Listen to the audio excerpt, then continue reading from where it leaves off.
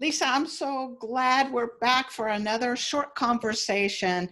Those of you that don't know Lisa Welko, Lisa is with a company called Integrity Franchise Group. She's a franchise consultant, career transition specialist, franchise developer, and someone I call friend.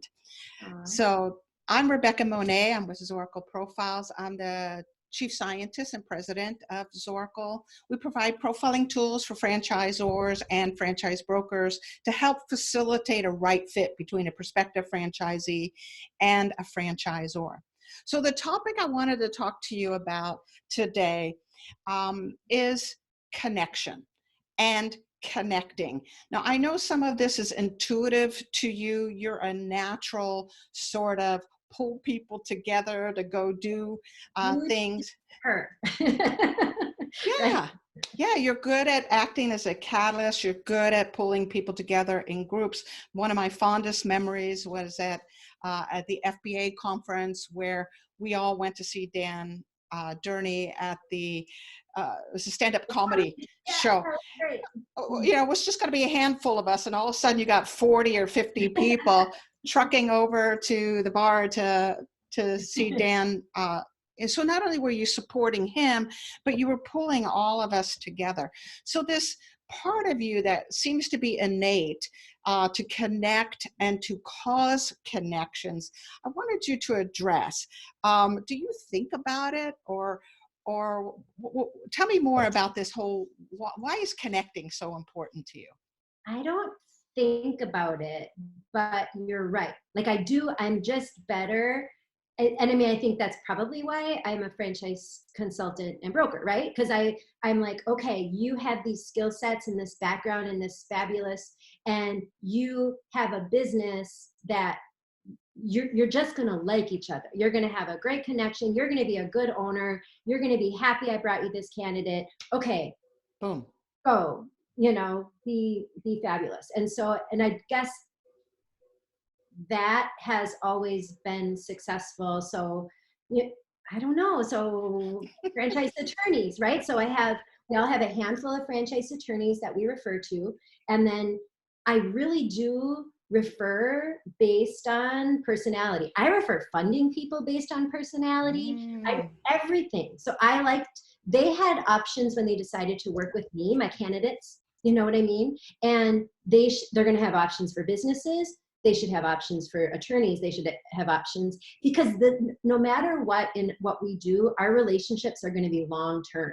It's not transactional, right? So even our funding people, this is a long-term relationship. Franchise attorney, long-term relationships. You have to make sure that it's going to be a good fit. Even in that, it can't be transactional.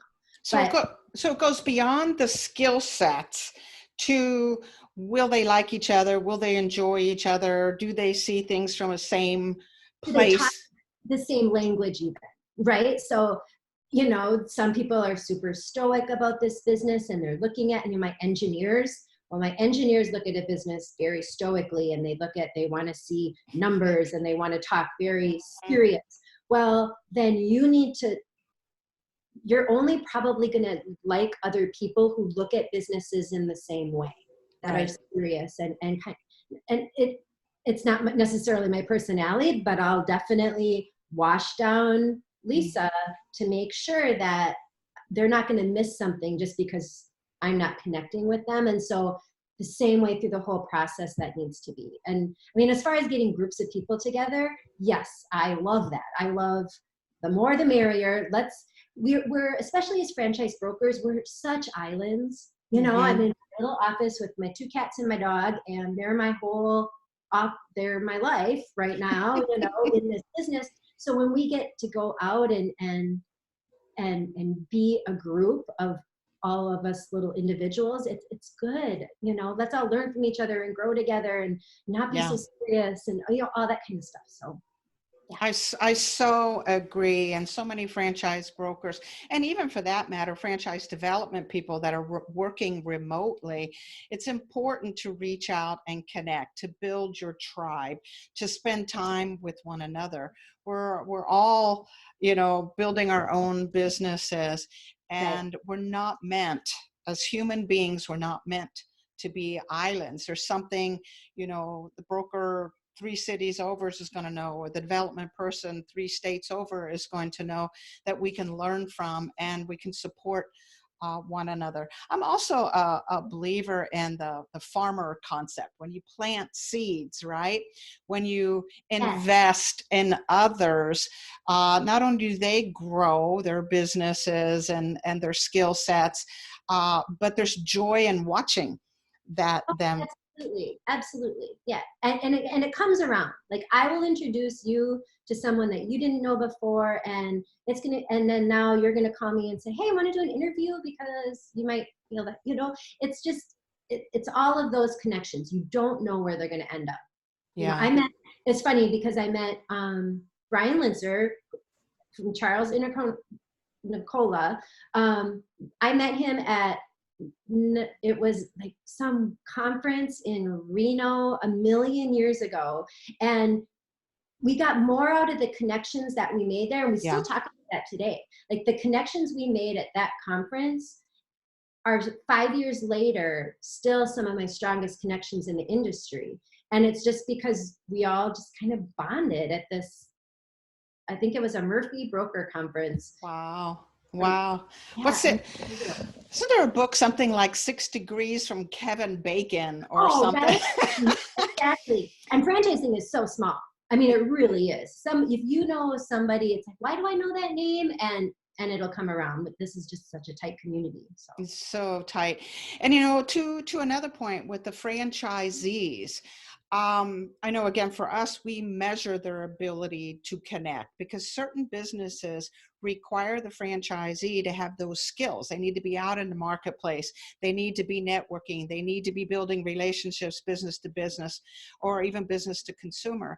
And if someone doesn't have those skills, it doesn't mean they can't develop those skills, right? For you, maybe it is innate, or you've been doing it your whole life. I'm an extrovert and I enjoy connecting also, but there are businesses that are better fit for folks that are natural connectors, and then there are businesses for those kinds of folks that maybe aren't comfortable in group scenarios or out networking, and there are different businesses for them. I look at that too, and when we talk about that with candidates, and I'll say some people need the widget.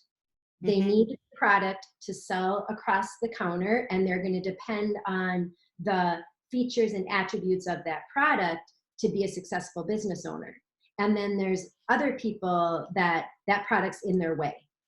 Like, I want to sell meat. I want you, like, I want to be able to help you, and this is my service that I have, but you're probably going to get super excited about it because I'm super excited about it.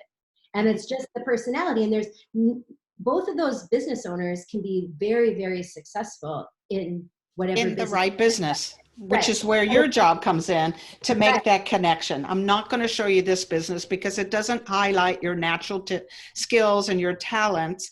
Here's a couple of businesses I think are going to be a better fit for you. Yeah, absolutely. Absolutely. Love it. Love it. Thanks again, Lisa. I always love talking to you. We'll catch you on the next round. Thanks, Rebecca. All right. So the last one, if you have time, we've only been at 38 minutes, so we're doing great. So they're all about 10 minutes long. So the last one is the. To these someday. Why don't I know about these? What's that, hon? Where can I listen? Like, because I heard that you did Danny from Catalyst. I love him. I'm a huge fan. I'm like a groupie. I love Danny too. So we did 3 videos for him, just like we've done with you. I want to do a 4th with you because I've always been insatiably curious about you. So this is actually therapeutic for me to understand you. Just call me. We can just gab. Okay.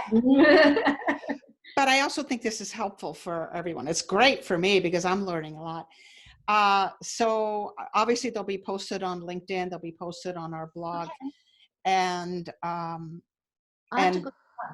yeah, so I think the second one just went up on Danny, and then in a few days, a third one will go up on Danny. Okay, great. So we'll get yours out there too. Okay, so the next one is about what if, or if only. Okay. And if this is where you want to talk about, well, I never think what if or if only. I always think plan B, or whatever.